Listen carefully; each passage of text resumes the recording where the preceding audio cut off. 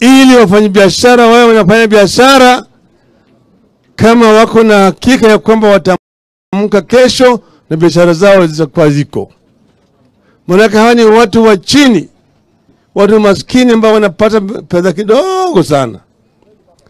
Sasa sisi tunasema haya mambo ya unyama, vitendo vya ukaidi kama haya tunataka tuzike. Hii ndio Kenya mpya tunataka kujenga.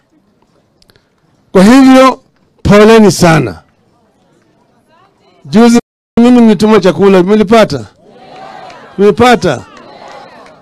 Sasa leo nimeleta vifaa vya kujenga.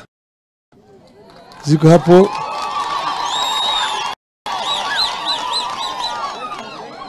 Na vile nimekuja na hawa watu wangu, tumeona hawa. Nimeleta nyinyi vile pesa kidogo.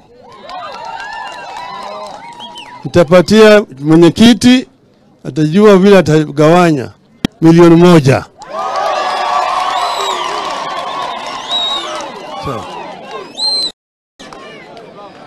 Hello. Tunataka muendelee kufanya biashara zenu kwa njia ya taratibu bila kukuwa na hali ya wasiwasi. Poleni hapo kidogo. Sasa nataka kusema maneno muhimu zaidi. Sisi mliona tulisema maneno mengi huko.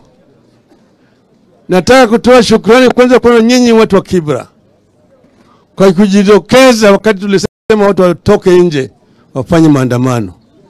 Si mlitoka? Alafu jamaa akauliza sisi, akasema Raila ndugu yangu, tafadhali tuongee. Tulikubali.